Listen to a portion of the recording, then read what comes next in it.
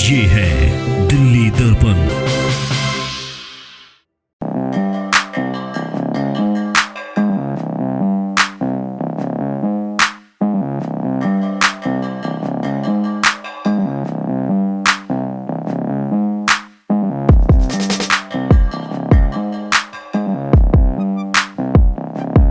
नमस्कार, आप देख रहे हैं दिल्ली दर्पण टीवी। मैं हूं आपके साथ डिंपल भारद्वाज। इस वक्त हम खड़े हैं शक्ति नगर एक्सटेंशन की सेवा बस्ती में और हम आपको दिखा दें कि यहाँ की स्थानीय निगम पार्षद भी पहुंची हैं और यहाँ के जो स्थानीय लोग हैं वो भी यहाँ पर मौजूद हैं। मंजू खंडेलवाल ने एक पहल करते हुए यहाँ पर शौचालय का इंतज़ाम किया है।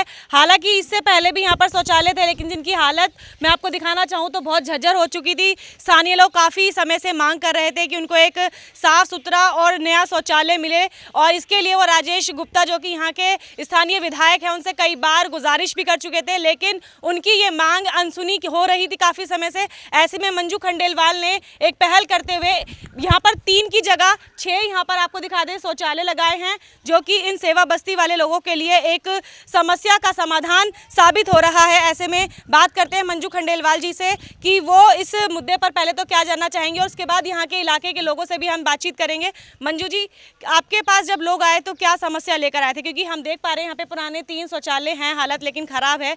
किस तरह से आए थे, क्या समस्या लेकर आए थे और कितने गंभीर थे अपनी समस्या को लेकर? देखिए, मैं आपके चैनल के माध्यम से बताना चाहूँगी कि यहाँ के ये जो शक्ति नगर एक्सटेंशन की सेवा बस्ती है, इसके प्रधान मदन जी हैं। ये मेरे पास आए थे और उन्होंने कहा कि मैडम 6 साल से हम परेशान हैं, इस शौचालयों की हालत इतनी है कि हम जा नहीं सकते और हमने राजेश के पास जा के कह के थक गए। अब हमारे बस की जाना नहीं है कि हम बार बार उनके पास जाए एक छोटे से काम के लिए। तब मैंने इसी बात को इनकी लेटर, मैंने कहा कि जो आपने राजेश को लेटर दी थी वो लेटर मुझे दो। मैंने इनसे लेटर लिया और मैंने उस लेटर को हमारे स्वास्थ्य मंत्री माननीय हर्षवर्धन जी को प्रोसेस किया और उन्होंने उस लेटर को देखा और तुरंत इनका शौचालय का प्रोसेस शुरू किया और इनके लेटर के बाद मुश्किल से 1 हफ्ता भी नहीं लगा, इनके शौचालय लग चुके हैं। तो मदन जी से ही बात कर लेते हैं, यहाँ के प्रधान बताए हैं तो इनसे जानते हैं। मदन जी, कितनी समस्या थी और कितने समय से आप इसकी मांग कर रहे थे और कहाँ गए थे अपनी मांग को लेकर? मेरा देखो जी, मांग करने का जो अहम मकसद होता है वो हमारे क्षेत्रीय विधायक के पास होता है। वो हमने अपनी ड्यूटी करते हुए क्षेत्रीय विधायक के पास हम कई बार गए, लेकिन हर बारी यही कह के आश्वासन दे दिया जाता है कि जो है हमारे पास फंड अभी अवेलेबल नहीं है, फंड अवेलेबल होगा हम आपका काम करा देंगे। मैं ये सुन कर के आज 6 वर्ष हो गए, 6 साल इस काम को हो गए कहते हुए करते हुए, लेकिन अभी तक कोई सुनवाई नहीं है। हाथ में मैंने मैडम से, मंजू खंडेलवाल जी से बात किया, मैडम इसके लिए कोई एमसीडी में कोई प्रपोजल हैगा? उन्होंने कहा एक काम करो, आप लेटर बना करके दे दीजिए और हम माननीय हर्षवर्धन जी को भेज देते हैं, अगर पॉसिबल होगा तो ज़रूर होगा। तो माननीय मैडम जो है मंजू खंडेलवाल जी की वजह से ये काम हमारा संपन्न हुआ है। मंजू जी बोल रही हैं कि 1 हफ्ते के अंदर ये पूरा काम हो गया, तो क्या उनका ये दावा सच है? बिल्कुल सच है, बिल्कुल सच है, इसमें कोई दो राय नहीं है, बिल्कुल सच है। जिस दिन मैंने इनको लेटर दिया मैडम को, उसके ठीक 3 दिन बाद ही मेरे को रिप्लाई जो हमारे माननीय हर्षवर्धन जी के कार्यकर्ता हैं वहाँ पे बड़े मजबूत, जो अपना श्री गगन मक्कड़ जी, उनका मेरे पास फ़ोन आया, बोला मदन जी आपके यहाँ ऐसी ऐसी समस्या है। मैंने कहा हाँ बिल्कुल जी। मैंने कहा जी इस काम को जल्दी से जल्दी करवाइए। बोले ठीक है जी, इस काम को हम आगे रिलीज करते हैं। मदन जी, जैसे कि आपने बताया कि समस्या बड़ी थी और शौचालय की हालत हम देख पा रहे हैं बहुत ख़राब थी, ऐसे में सेवा बस्ती के लोग कहाँ जा रहे थे? क्योंकि बहुत ज़रूरी है कि ओपन जो शौच है वो ना हो इलाकों में, तो किस तरह से आप मैनेज कर रहे थे इनसे? मैम क्या करें, ये तो मजबूरी है, लोगों को रेलवे लाइन के साइडों में जाना पड़ता है, पीछे जंगल सा है, उसी एरिया में जा कर के लोग जो है अपनी समस्या को हल करते थे। लेकिन हमारे लिए वो बहुत बड़ा चैलेंज था कि इस काम को हम कितनी जल्दी करवाएं। तो मैडम को वही मैंने प्रपोजल रखा, लेकिन मैडम ने जल्द से जल्द इस काम को क्लियर करवा करके हमारे लिए बहुत बड़ी समस्या हल की है। उसके लिए मैं मंजू खंडेलवाल जी का बहुत बहुत धन्यवाद करता हूँ और माननीय हर्षवर्धन जी जिनकी पहल से ये काम हुआ।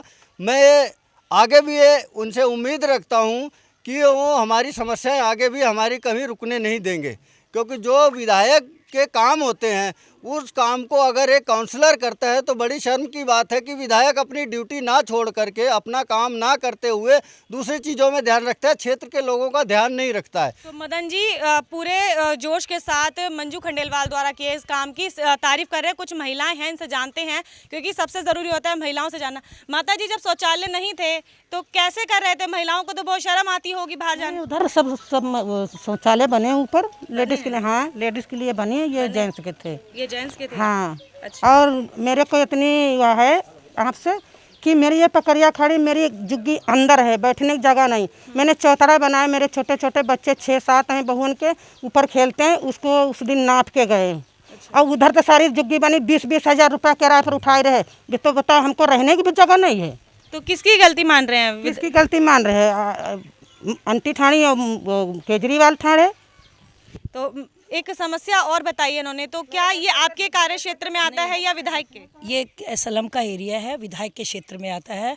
और ये जो बहन जी कह रही हैं, ये वाकई में इनकी समस्या जायज़ है और हमारे विधायक को इस चीज़ को देखना चाहिए कि किस तरीके से ये लोग, कभी उनको 1-2 राउंड यहाँ पर आके राउंड भी लेने चाहिए कि बस्ती उनकी है, बस्ती उनकी है और उनकी ड्यूटी बनती है यहाँ के लोगों की स्वच्छ पानी, स्वच्छ रहन सहन। और यहाँ का जो शौचालयों का काम था वो भी मुझे करवाना पड़ा क्योंकि ये लोग बेचारे कई बार जा चुके और उनकी कोई समस्या सुनी नहीं गई है। और मुझे लगता है आपके इस सेवा बस्ती में कभी राजेश जी आए हैं?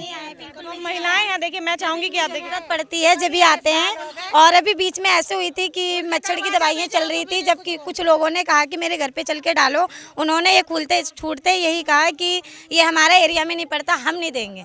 अच्छा, तो विधायक के जो कार्यकर्ता आते हैं वो ये कहते हैं ये हमारा एरिया नहीं है। विधायक जी खुद राजेश गुप्ता जी ने ही बोले कि हमारा एरिया में नहीं पड़ता, ये हमारा एंडर में नहीं है, हम नहीं जाएंगे अंदर। तो एक बड़ा आरोप जनता लगा रही है कि जो उनके कार्यकर्ता हैं वो नहीं बल्कि खुद विधायक यहाँ पर जो इलाके के लोग हैं उनको बोलते हैं कि ये इलाका उनके कार्य क्षेत्र में नहीं आता है। क्या विधायक आते हैं, कभी सुध लेते हैं? कभी नहीं आते मैडम। हम 2-2.5 महीने पानी नहीं आया तो सारे लोग गए, कहने लगे वहाँ पानी का कोई बर्मा का कोई वो नहीं है, बर्मा का पानी का जहर है।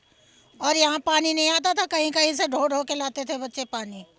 बताओ कैसे गुजारा। हम लोग तो बाहर से पानी लाते, जहाँ जहाँ पानी मिलता वहीं से लेके आते हैं, मगर हमें यहाँ पे जितना परेशान, पानी का बर्मा ठीक करवाओ के। एक तो इतना परेशानी हो गए, हम तो रात रात पानी पीना मुश्किल हो गया, यहाँ पे रहना मुश्किल हो गया, ना बैठना उठने के लिए नहीं है। मगर यहाँ के मंत्री ऐसे लोग हैं, कोई सुन के राजी नहीं। वोट के टाइम पे तो आ जाते हैं वोट मांगने, हाथ पैर जोड़ के पैर जोड़ते हैं, माला डालते हैं, सब कुछ करते हैं, मगर कोई ये नहीं सोचता कि भला करे कहीं गरीब को।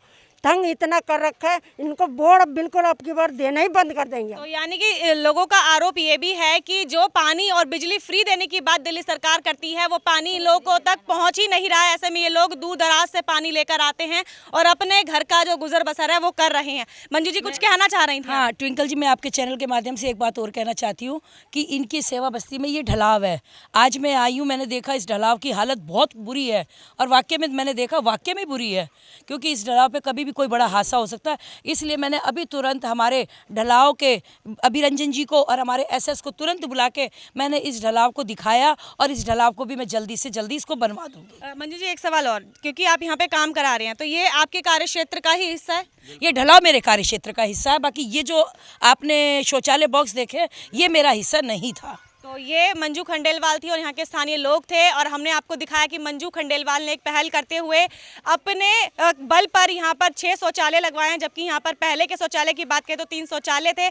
ऐसे में यहाँ की जनता को काफ़ी सारी दिक्कतों का सामना करना पड़ रहा था। उनको फ्रेश होने के लिए जो रेलवे लाइन है उसका इस्तेमाल करना पड़ रहा था, जो कि एक गंभीर समस्या है। राजधानी जैसे बड़े क्षेत्र के अंदर इस तरह से अगर लोगों को खुले में शौच करना पड़े तो ये शर्म से बड़ी कोई बात नहीं होगी। ऐसी तमाम खबरों के लिए बने रहिए हमारे साथ। कैमरामैन सोनू के साथ मैं डिंपल भारद्वाज, दिल्ली दर्पण टीवी। लेटेस्ट खबरों के लिए सब्सक्राइब करें हमारा YouTube चैनल या फिर लॉग ऑन करें www.delhidarpantv.com। खबरों की कवरेज और विज्ञापनों के लिए संपर्क करें इस नंबर पर।